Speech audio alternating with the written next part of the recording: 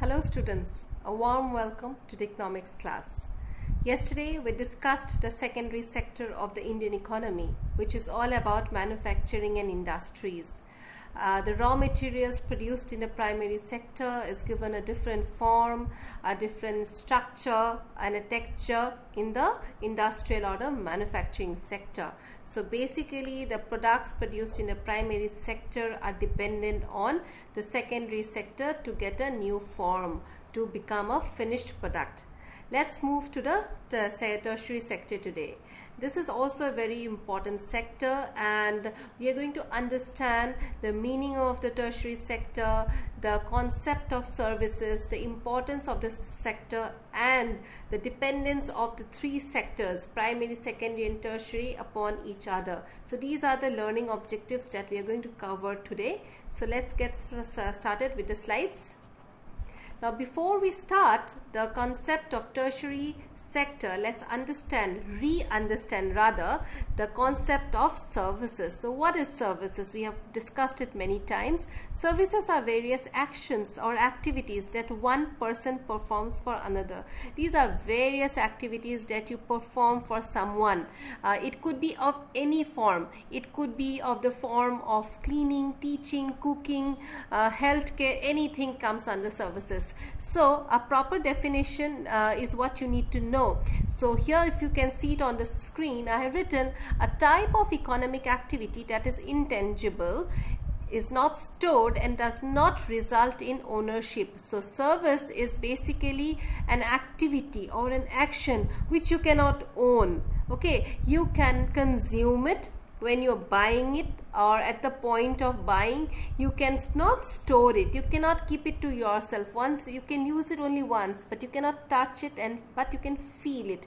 It is intangible in nature. In economics, like we have already discussed, services is always associated with the term goods. Now services is what we use to transport physical goods. Okay, so for example, if you have to deliver a mail, a letter to someone's house, the mail or the letter is your goods, okay, which is physical in nature. Whereas the whole process of delivering, the courier service that you will be utilizing, is basically the service that you are using. It's like, for example, the service of a doctor, like what I am doing, the service of a teacher. These are all various types of services. Remember one thing, children, services is nothing but intangible products which you cannot see, but you can feel it and experience it. Now let's come to the tertiary sector. The tertiary sector is also known as the service sector. Why so? Because this is the sector which generates services. It creates services. The tertiary sector is that part of the economy where businesses produce services. Services are non-physical products that cannot be touched. Like you go to a salon, go for a haircut, you can see the haircut happening, right? You can see the things that is done to your hair, but that is a service you are getting. You cannot bring the hair cutting process back to your home, right? You cannot own it, you can only experience it. All things like transportation, advertising, retail, that is shopping, teaching, healthcare, hotels, tourism, all these come under the tertiary sector. This is the third category of service or the economic activity that we are going to discuss here. The other name is service sector. Tertiary sector's other name is service sector. Why? Because we generate activities in this sector. Now, let's understand the meaning better. The tertiary sector or the service sector of the economy refers to all the activities which do not directly produce tangible goods. They do not produce goods, but they provide services to satisfy our needs and wants. So this is the sector which basically is involved with intangible goods but not tangible goods. They do not directly themselves produce any kind of material that you can use, but they support the primary and the secondary services sectors. Some of the activities are transport, trade, tourism, health, education, administration and cultural activities. People who work in this sector are generally called as white collar workers. People now, this is a term that has been coming up more recently. These people are called white collar workers. All people want to get into this sector. Most developed countries, in most developed countries, this is the major sector. It's an emerging sector. Maximum number of people in developing countries and developed countries like America and all the large developed countries are involved in this sector. Now, these are the various activities which happen in the tertiary sector. If you look at the screen closely, you will see the various sectors which provide services to public. Which are those? These are transportation, any kind of transport, all kinds of business and trade, health and education, what you are going through in go to a school, that comes under this tertiary sector. Your healthcare, hospitals, nursing homes, all doctors, nurses fall in this category. Retails means a shopping experience that you go to a mall. All this comes under the tertiary sector. People working in the malls, they are all a part of this sector. Administration, people who work in offices, these are service sector. That is why we say government service. Are you in government service? Means you work in the administration. Media and communication, telecommunication, internet, radio, television, any kind of media. Tourism, another big activity in this sector.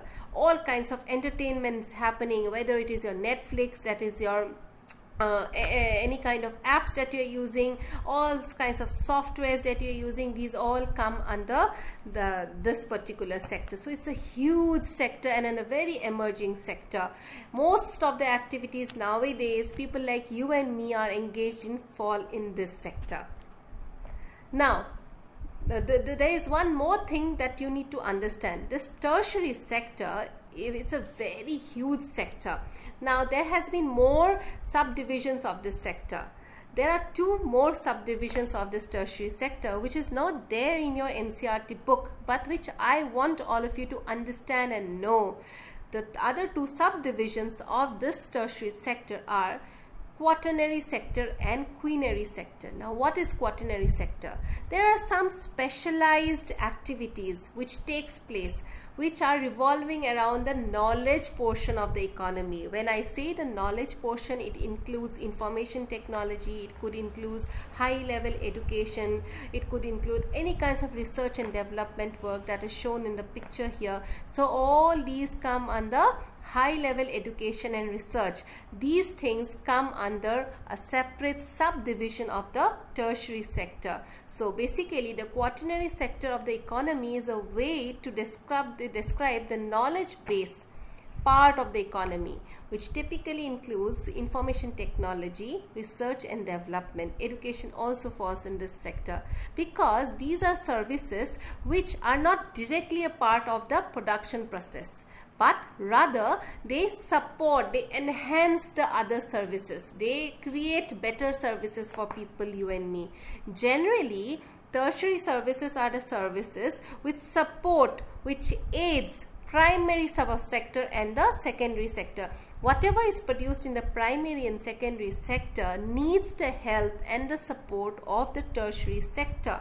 But activities which fall in this sector, the quaternary sector, these services are basically more evolved, of high order. These are knowledge creation, going to a university, any kind of research and development, softwares that you make, all the IT things, whether it's your ATM booth or any kind of evolved banking services, all these come under the quaternary sector. The last one is quinary sector. The quinary sector, people who fall in this sector are the highest order. That is why they are called gold collar workers or gold collar people. Why gold collar? Because all the high level decisions happening in every industry happens in this sector. Basically, it is that branch of the economy where high level decision makings happen. People who are part of this quinary sector are all politicians, the whole government, university heads, education heads, NGOs, the non-profit organizations, industry heads, CEOs, all the big people working in the top level of all companies. These all fall under the queenary sector because they are the people who make decisions, and these decisions are basically done in order to make the other services better for you, in order to make the production process better. So we can say that tertiary sector or the service sector is again subdivided into two parts: quaternary and the quinary sector. There are certain things, activities which are not directly involved in the production of goods and goods. So that is why these services are again categorized, and one is quaternary sector, the other one is quinary sector. Now, the tertiary sector, like I said, aids and supports the primary and the secondary sector. This is something you need to understand. It offers services to people like you and me, includes a doctor, teacher, policeman, a cook, a driver, a builder. All these are there.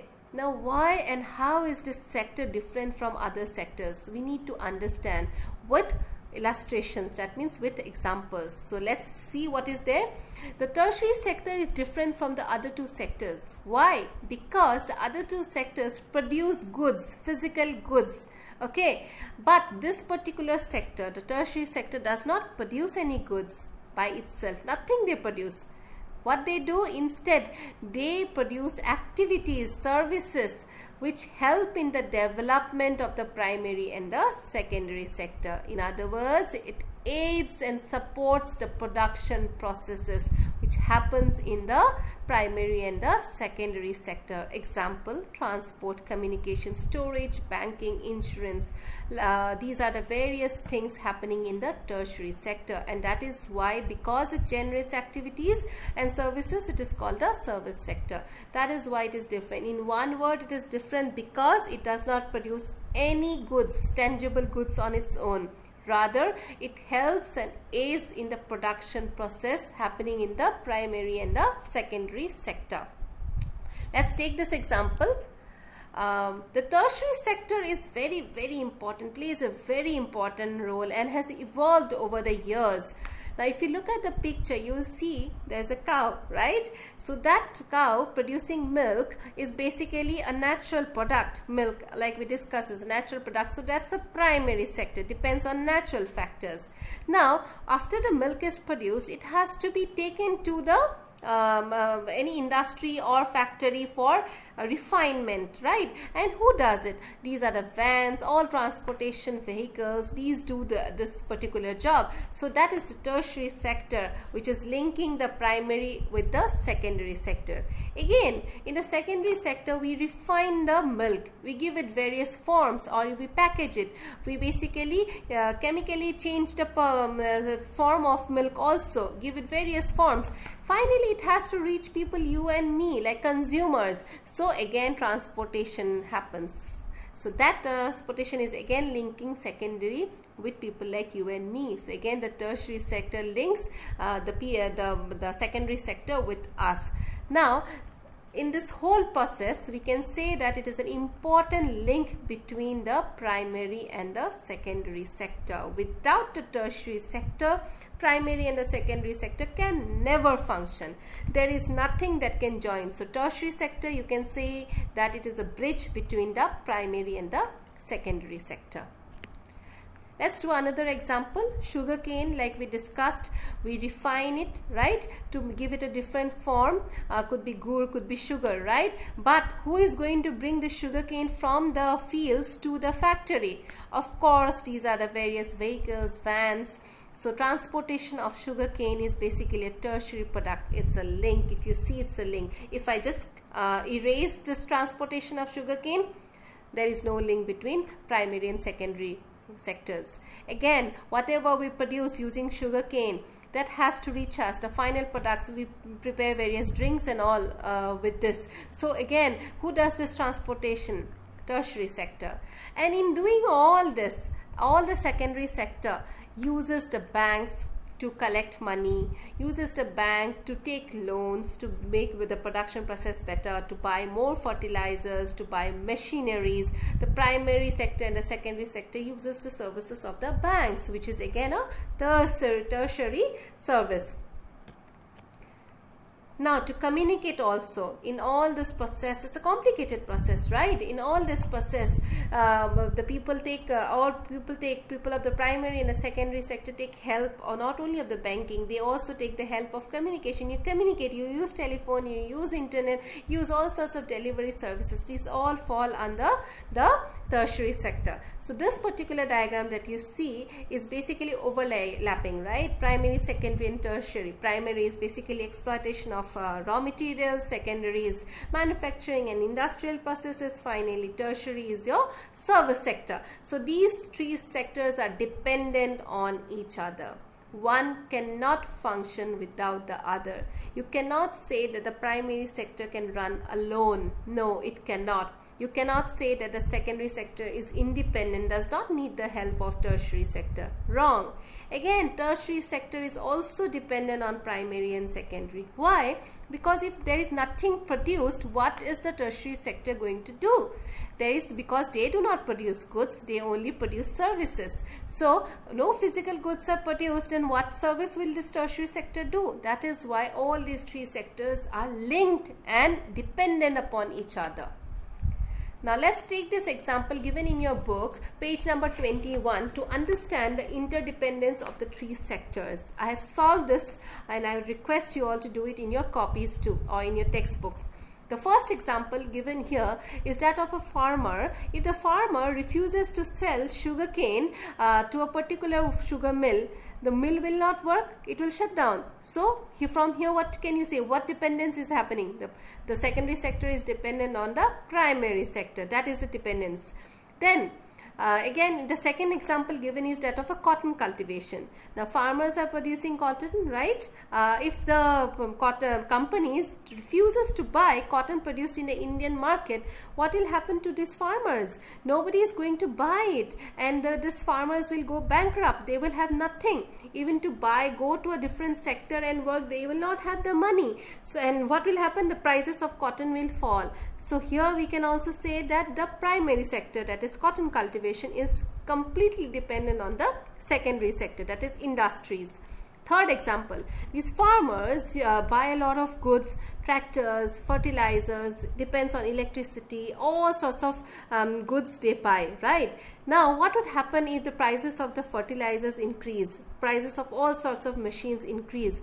The cost of production for the farming also will increase. Automatically, the cotton value of cotton, the price of cotton that you sell in the market will also increase. So from here, we can also say that the primary sector is dependent on the secondary sector, because if the prices in the secondary sector increases, automatically the prices in the primary also increases.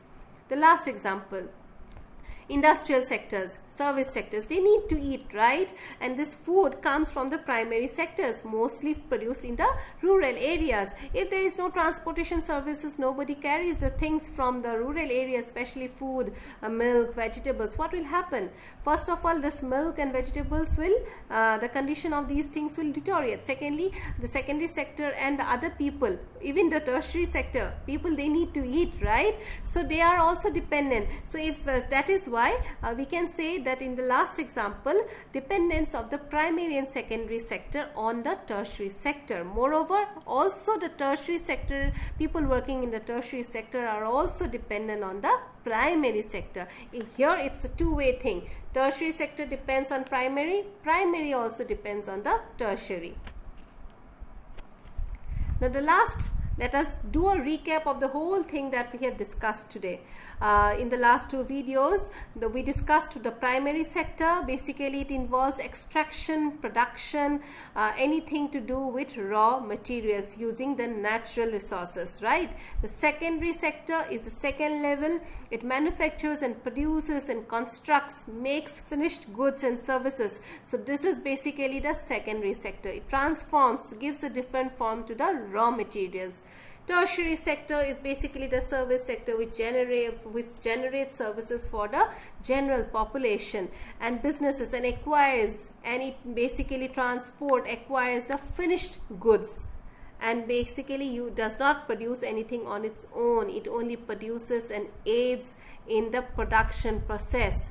Then this tertiary sector is again divided into quaternary sector, which is basically the knowledge part of the economy, and this is the sector which is basically involved in making the whole service sector, the tertiary sector, better. Includes information technology, includes any high order thinking, high order evolution knowledge.